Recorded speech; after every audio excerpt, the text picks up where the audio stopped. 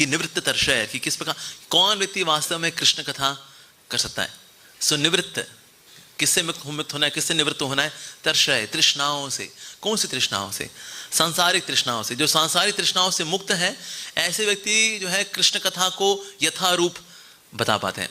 इसलिए प्रभुपाद जी ने जो भगवद्गीता दी, भगवद्गीता यथारूप इसलिए भी है बिकॉज श्री प्रभुपाद जी है निवृत्त तर्षय। तो प्रभुपाद जी के अंदर किसी प्रकार का सांसारिक इच्छा नहीं है। तो ऐसा व्यक्ति जो है कृष्ण कथा को यथारूप प्रस्तुत करता है। अब वैसे कोई कह सकता है ऐसे तो ज्ञानी भी होते हैं। आप देखो ऐसे हरिद्वार में, ऋषिकेश में कहीं ऐसे विद्वान भी हैं, ज्ञानी भी हैं, गुफाओं में हैं, तपस्या कर रहे हैं। तो जो ज्ञानी होता है वो भी तो इच्छाओं से मुक्त होता है, देखा जाए वो भी निवृत्त तर्षय ही रहे हैं। इसलिए उनके अंदर क्या कमी होती है? उपगीय मानाद नहीं होता। They don't glorify Krishna. Shri Vishwanath Chaudhary Thakur commentary बता रहे हैं ऐसे और लोग भी हैं जो कि वैसे देखा जाए भौतिक इच्छाओं में नहीं है, विरक्त हैं, एकदम कपड़े फटे हुए पहने हुए हैं, रहने का कोई ठिकाना नहीं है, एकदम विरक्त है वो। लेकिन कृष्ण कथा किससे सुनी चाहिए? उपगीय माना, जो कृष्ण का गुणगान करने की इच्छा रखने वाले हैं, ऐसे व्यक्ति से हमें वास्तव में कृष्ण का गुणगान सुनना चाहिए, यानी कृष्ण भक्त से ही सुनना चाहिए। यस। तो श्री भक्ति से हमारा बताया करते हैं दो प्रकार के वक्ता होते हैं, एक होते हैं सराग वक्ता, एक होते हैं नीराग वक्ता। सराग वक्ता मतलब ऐसे वक्ता जिनमें की सांसारिक आसक्तियां हैं, इसलिए कृष्ण कथा अगर करते हैं तो उसमें कुछ ना कुछ अपना छौंक जरूर लगाते हैं ताकि हम हमारे फॉलोअर्स बने, लोग आए, हमें पहचाने, हमारे साथ सेल्फी लें, हमसे ऑटोग्राफ लें। प्रभु जी आपका ऑटोग्राफ मिल सकता है। और फिर ऐसे लोग की बड़ी इच्छा रहती है हम भी फेमस हों, और फेमस होते हैं उसके बाद फिर उनकी हम्बलनेस भी कम हो जाती है। फिर मानते हैं आई एम सो ग्रेट, मैं कितना प्रतिभाशाली हूँ, आई एम सो इंटेलिजेंट। जब हम बोलते हैं सब झुक जाते हैं। सराग वक्ता। तो सराग वक्ता से अगर आप सुनेंगे आपके हृदय में कोई परिवर्तन नहीं आने वाला, क्योंकि सराग वक्ता जो है उसके बैकग्राउंड में जो इच्छा होती है वो कृष्ण का गुणगान करने की नहीं होती, उसको होता है कृष्ण का गुणगान करो, अपना यश फैलता है, सब्सक्राइबर्स बढ़ते हैं, लाइक्स मिलते हैं। सबसे बढ़िया रोमांच है ऑपोजिट जेंडर के साथ फोटो खिंचाने का मौका मिलता है। यह है असली पर्पस कृष्ण कथा करने का, सराग वक्ता। तो सराग वक्ता से अगर कोई व्यक्ति श्रवण करता है तो ऐसे व्यक्ति से श्रवण करने का लाभ मिलता नहीं। हाँ सुना, एंटरटेनिंग था, ट्रांसफॉर्मिंग नहीं था, क्योंकि ऐसा व्यक्ति क्या है उसकी खुद की भौतिक सांसारिक आसक्तियां हैं। लेकिन अगर कोई निवृत्त तर्षय, नीराग वक्ता अगर उससे सुनता है तो ट्रांसफॉर्मेशन आती। इवन दो सिंपली भी प्रेजेंट कर देगा और कृष्ण कथा को, दैट विल ट्रांसफॉर्म पीपल। तो श्री प्रभुपाद जी एग्जाम्पल दिया करते थे कि अगर एक वायर है, अगर प्योर कंडक्टर ऑफ इलेक्ट्रिसिटी होती है तो यहां से 5 वोल्ट जाएगा, यहां भी 5 वोल्ट पहुंचेगा, बिकॉज एज इट इज सारा करंट ट्रांसफर करता है वो। लेकिन अगर उसमें कंटेमिनेशन है तो वह यहां से 5 वोल्ट जाएगा, यहां पहुंचेगा 2 वोल्ट, बाकी 3 वोल्ट कहां जाएगा? Heat dissipation. अरे यहाँ, अरे भाई गर्म हो गया है, ओहो यहां से 5 वोल्ट भेजा था, यहां 2 वोल्ट पहुंचा। सो गुरु परंपरा का मैसेज जो एज इट इज 5 वोल्ट का 5 वोल्ट ही पहुंचाना, उसके लिए क्या करना पड़ेगा? गुड कंडक्टर बनना पड़ता है एक्चुअली। लेकिन अगर उसमें कंटेमिनेशंस हैं, निवृत्त तर्षय नहीं हुआ है, अभी कंटेमिनेशंस हैं, उसे खुद की काम वासनाएं हैं, इच्छाएं हैं, यश प्रसिद्धि की इच्छाएं हैं, मुक्ति की इच्छाएं हैं, खुद की इच्छाएं हैं उसकी। ऐसे में क्या होता है कि जैसा परंपरा से मैसेज तो लिया था उसने एकदम खालिस, लेकिन आगे दे नहीं पाता खालिस। क्यों? क्योंकि बीच में रोड़े बहुत सारे हैं।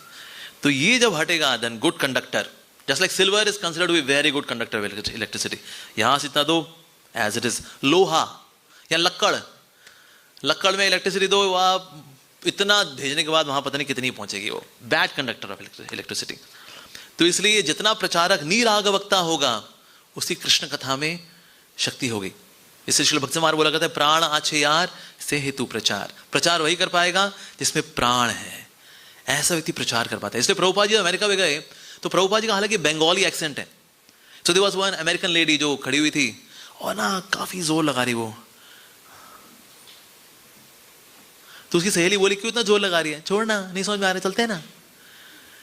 तो ये अमेरिकन लेडी बोली मैं समझ तो नहीं पा रही पूरी तरह से ये व्यक्ति जो इंडिया से आया है क्या बोल रहा है, लेकिन जो वाइब्रेशंस इससे आ रही है ना उससे मैं ये फील कर पा रही हूँ ये जो बता रहा है is the top most reality.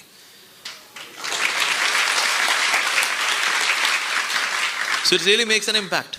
मतलब प्रभुपाद जी जब गृहस्थ आश्रम में थे तो कई उनके ऐसे जो गुरु भाई थे जो कि किसी विरक्त आश्रम में, लोग अक्सर ना सैफरन वाले की ज्यादा इज्जत करते हैं ना, कहता है ये वाइट वाले सैफरन।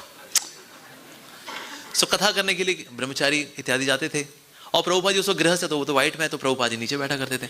अब कृष्ण कथा है जो बता रहे हैं ये अच्छे से इतना नहीं बता पा रहा, तो प्रभुपाद जी जो है ये बताओ, ये वाला एग्जाम्पल, ये वाला श्लोक, और फिर ये बता दिया करता। तो ये इसका एक और उदाहरण ये है, और फिर उदाहरण बताएगा, पर सप्लाई यहां से आ रही है, और वो इंपैक्ट भी करते लोग, कहते हैं वाह क्या बात है।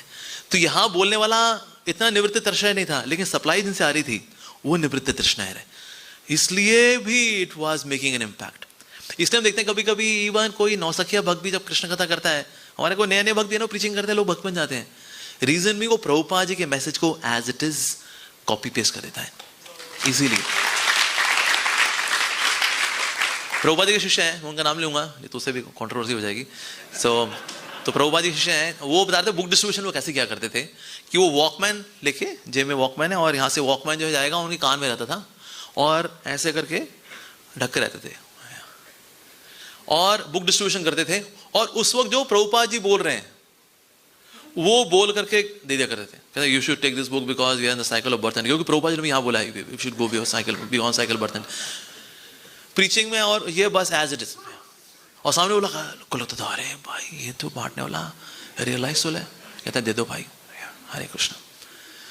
सो इस तरह से वो बुक डिस्ट्रीब्यूशन क्या करते हैं, कवरिंग द हेड, अंदर ईयरफोन गए हुए हैं, वॉकमैन जेब में, वो book distribution as it is. So जब जो निवृत्त तर्शर हैं उनकी कथा को एज इट इज आगे प्रेजेंट करना, दैट्स अ थिंग। या सुभाष चंद्र बोस जो थे, उन्होंने देखा साधु लोग ज्यादातर ना बोगस ही होते हैं, लेकिन जब उन्होंने पहली बार सुना श्रील भक्ति सिद्धांत सरस्वती ठाकुर प्रभुपाद जी को, ही वाज सो इम्प्रेस्ड कि ये व्यक्ति भाई, अरे उस वक्त सुभाष चंद्र बोस के अंदर इच्छा आई थी, अगर मैं आईएनए नहीं बना रहा होता, देश की आजादी के लिए नहीं लड़ रहा होता ना, अगर मैं, I would have joined this person. ये इच्छा आई थी सुभाष चंद्र बोस के अंदर। सो निवृत्त तर्शर अगर हो, अरे it makes lot of impact. हमने हिज होलिनेस भक्ति आश्रय वैष्णव महाराज की कथा कराई थी द्वारका में, जनकपुरी में एक व्यक्ति यहाँ पर, और वो करीब पिछले 15-20 साल से कथाएं करा रहे हैं फ्रॉम डिफरेंट कथावाचकास। और ढंग कथावाचक आते हैं, कथा कराते हैं, उसमें गाना बजाना भी होता है, थोड़ा डांस वांस ये भी होता है, धूम धड़ाका ये सब होता है, और थोड़ा बहुत कथा भी चलती रहती है, साथ म्यूजिक भी चला है, जैसा कथा चल रही है इस प्रकार से शाम मिल गया तो वैसे कथा चलती है। सो ये सब करा कर कथा चला करती है। अब भक्ति आश्रय वैष्णव महाराज प्योर हरि कथावाचक, उन्होंने कहा ये सब नाच वाच नहीं, कृष्ण कथा।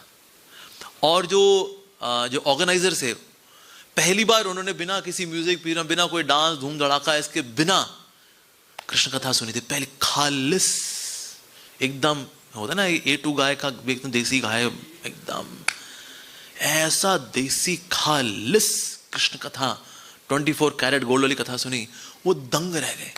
मैंने कहा महाराज जी हम 20 साल से कृष्ण कथा करा रहे हैं, जो इस बार कथा हुई है ये ऐतिहासिक है। So, निवृत्त तर्शर अगर कथा करेगा ना, मेक्स एन इम्पैक्ट। अगर ऐसे कुछ कथावाचक होते हैं जो पैसा भी लेते हैं, देखिए इतना पैकेज है, 11 lakh without music, 21 lakh with music. अब आप बताइए अगर डांस वांस कराना है तो 5 लाख, और आपके लिए 2 लाख डिस्काउंट, 25 लाख में आप डन करते हैं। तो कई लोग कराते भी हैं, कई लोग कथा इसलिए भी कराते हैं दिखाने के लिए, उसने इतनी कराई, कितने रुपए कराई उसने कथा, 25 लाख की ना, ये 50 लाख की करेंगे, ऐसा टेंट लगाएंगे दुनिया देखेगी, उसमें ताऊजी बन करके बैठ भी जाते हैं कथा सुनने के लिए। एटीट्यूड इतना, वाह क्या बात, अद्भुत। तो लेकिन ऐसी कथाएं होती हैं, they are more for show off. हमने कृष्ण कथा कराई, भागवत सप्ताह कराया, ज्ञान यज्ञ सप्ताह, 51 लाख, अगले वाले आए हम 1 करोड़ की कराएंगे, ऐसे भी होते हैं। तो इसलिए ऐसे लोगों के लिए प्रभुपाद जी बोल रहे हैं इस प्रकार की जो कृष्ण कथा होती है वो प्रोफेशनल वाली होती है, इसमें कुछ प्राण होते नहीं है वास्तव में। There was one person used to do कीर्तन, गौरा गौरा गौरा गौरा, और लोग बोलते थे अरे भाई क्या कीर्तन करता है, गौरा गौरा, हा गौरांगा, हा गौरांगा। तो भक्तों ने आके बोला श्रील गौर किशोरदास बाबा जी महाराज को आपने सुना क्या कथा करता है, क्या बोलता है वो, क्या कीर्तन करता है? अच्छा मैं सुना नहीं उसको। अरे वो तो बड़ा ऊंचा ऊंचा करता है। हा गौरांगा, हा गौरांगा। एक्चुअली गौर किशोर बाबा जी महाराज ने कहा, हाँ मैंने सुना, बोलता है हा पैसा, हा पैसा, ऐसा, ऐसा।